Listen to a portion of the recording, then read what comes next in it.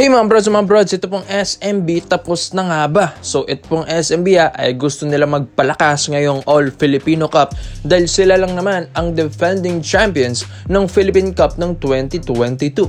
So alam natin na ito pong SMB, ang lakas na talaga ng lineup nito.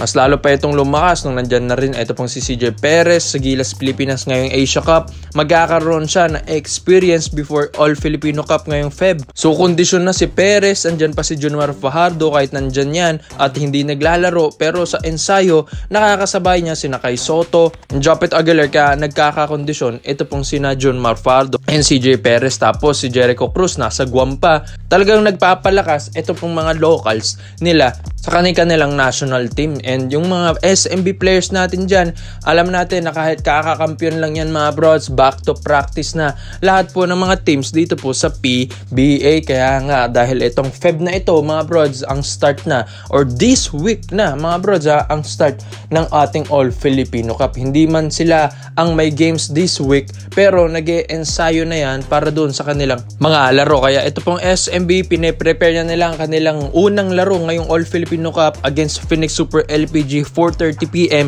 March 15 yan mga brods, Friday sa Smart Araneta Coliseum. So pine-prepare na yan ng SMB at nagpapalakas na rin sila ngayon. So alam natin, ito pong lineup malakas na. Ito pong lineup ng SMB mga brods. So sa tingin nyo ba, dadagdagan pa ba nila ito? May mga bali-balita nga, kukuha ito pong SMB ng mga power forward na ngayon ay mga mapapaso na yung kontrata sa ibang kupunan like Jet Roy. Bali-balita nga, sina Newsom, sina Bolik din, gustong ma-i-trade na rin. So maraming tradings ngayon mga brods. Ito pong pending ang SMB. Hindi nga lang sila nagra-rush dahil ang lakas na ng kanilang lineup and kakakampiyon lang nila. So baka uunahan sila ng Ginebra na na-sweep nila, ng Magnolia na natalo nila sa finals, or yung ibang mga independent teams or MVP group. So chill lang, ito pong SMB ngayon dahil sila ang champion team ngayong All Filipino Cup mga brods, tapos napakampiyon pa nila last season ang Commissioner's Cup. Pero kahit ganyan mga brods, gusto pa rin ng SMB na magpalakas lalo sa kanilang lineup. And bali-balita nga may mga trade assets silang gagawin dito sa lineup ng SMB. Like ito pong sina Kit Jimenez na hindi naman nila nagagamit. And sa mga guards na loaded na talaga, ito pong SMB, and yun nga ang isa sa mga gusto nilang i-trade asset, like itong si Vic Manuel na puro injury prone na. So maraming gagawin ang SMB mga brods. Hindi pa sila tapos dahil sila ang defending champions ngayong All Filipino Cup. Hindi nga lang sila maka-Grand Slam nang matuluyan mga kabrods dahil syempre lagi silang tinatalo ng Barangay Nebra San Miguel at napipigilan sila. Pero ito na ang SM, gusto to talaga nila na manalo ulit ngayong All Filipino Cup, at yun nga baka wala sila munang gagawin dito sa lineup nila if ever man, dahil malakas na at baka magalaw pa yung kanilang chemistry sa game. Pero may mga bali-balita nga rin na ito pong si Coach Leo Austria, baka nga ito ang ibabalik ng SMB as a head coach kapag ito pong si Coach George Gallant ay magiging inconsistent na sa mga next games na ito ngayong All Filipino Cup. Pero yan ay rumor pa lang mga brods, kaya ito pong SMB aabangan talaga natin ito sa All Filipino Cup dahil ang daming ang teams ngayon ang nagpapalakas na rin sa mga tradings natin dito sa mga rumors dito kay Mr. Snow Badwa mga kabrods. So ikaw mga brods, sa tingin nyo ba, titigil pa ba ito pong SMB or maghahanap sila ng mga power forwards, shooting guards, centers ngayong All Filipino Cup? Kaya komento mo lang opinion mo dito mga brods at isa-isayin natin yan. So dito naman po tayo sa kabilang balita naman natin mga brods. What a blowout game ng Gilas Pilipinas against Chinese Taipei kahapon mga brods, kung saan tinalo nilang Taipei at 53 ang ating lamang mga kabrods against Taipei, 106-53 ang ating final score. Syempre, andyan ang ating kabayan na si JB, ang highest scoring talaga natin na 26 points.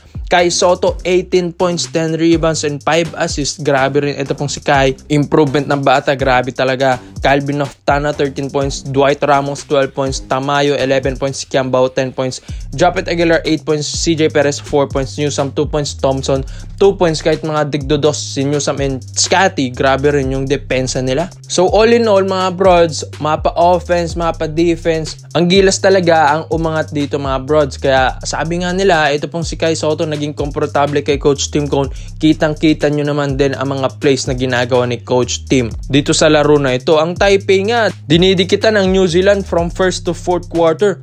Pero number 21 na yun sa world mga brods ha. Samantala, ito pong Philippines, 38 lang. Pero hindi sila nagawang dumikit dito sa Gilas Pilipinas from first to fourth quarter. So all in all, puro tambak talaga all the quarters mga kabrods. Kaya hanga tayo dito kay Coach Tim Cone. So congrats sa atin mga brods, 2-0 ang ating first window na sweep ito ng Gilas Pilipinas. Ang ganda ng lineup, sana hindi na ito mabago pa. So dito na nga tayo, no, may mga rumors din dito kay Jamie Malonzo kung bakit wala siya sa Gilas Pilipinas against Chinese Taipei, dahil may mga lumalabas nga na video and rumor na ito pong si Jamie Malonzo ay nabugbog or nasuntok mga kabrods. Sa BGC nga daw sinasabi nila kung saan ito pong si Malonzo ay parang lasing mga kabrods ha. And yun nga ay nilabas yung video ni Mr. Snowbadwa na deleted na rin sa Facebook niya. Pero bawal rin natin maipakita dito mga bros dahil dinilit ito ni Mr. Snowbadwa at na-take down ito ng PBA and ng SBP. Pero may video rin tayo dito mga bros. Hindi nga lang natin to pwedeng ilabas. Pero ito pong sa video, kung mapapansin nyo, kung napanood nyo man or nahagip nyo dun kay Mr. Snowbadwa, ay parang hawig nga ito ni Jamie Malonzo. So wala pang konfirmasyon kung si Jamie ba yun. Pero sinabi na rin ni Mr. Snowbadwa dun sa title sino itong Gilas player na yun na nasuntok doon. Na-knockout ng mga uppercuts. And yun nga, hindi makapalag dahil lasing. So medyo hawig mga brods, pero wala pang confirmation, pero medyo hawig.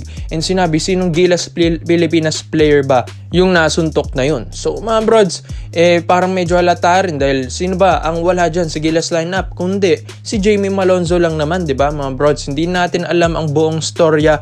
So hindi muna tayo magsasabi kung ano ang nangyari mga brods. Pero syempre magiging aral na rin ito kay Jamie Malonzo dahil syempre kailangan din siya ng Gilas Pilipinas team natin kahit napaka-deep na yung lineup nating Gilas Pilipinas ngayon. So kailangan talaga mag-ingat ni Jamie Malonzo kapag may mga upcoming games ito ng Gilas Pilipinas, lalong-lalo na pag nasa team siya. So mahirap ito dahil kailangan din siya ng Gilas Pilipinas team. So paano kung malakas pala yung team or country na kakalabanin natin tapos wala pa si Jamie Malonzo? So mahirap yun mga brods. Kailangan mag-ingat ni Jamie kung gusto niya na safe siya, wag na lang sigurong mag-iinom if ever man na siya yung nasa video. So kung gusto niya ng safe, sa hotel na lang, mag-chill na lang sa kanilang mga rooms with their teammates. So mga bros, alam natin safe lang dapat. Pero prayers up kay Jamie Malonzo. Pero sinasabi rin ni Coach Tim Cone, may sakit nga ito pong si Jamie. Pero kung sakali man dun sa video na yon, if ever man hindi yun si Jamie, sana nga na hindi yun si Malonzo. Dahil kawawa din si Jamie kung siya yun, dahil yun nga, nakailang suntok rin ang nakuha niya doon. So prayers up talaga, fast recovery kay Jamie Malonzo. May All Filipino Cup pa tayo. Mag-ingat lang talaga siya sa mga nakakasama niya mga brods dahil syempre tayong mga fans din niya ang sumusuporta sa kanya at gusto siyang makita maglaro sa Gilas Pilipinas. So sayang din yun mga kabrods. So ikaw mga brods ha, ito mo lang ang opinion mo dito mga brods at isa natin yan. Salamat po sa panonood mga brods. This is Overrated Highlights yun lang. I'm out.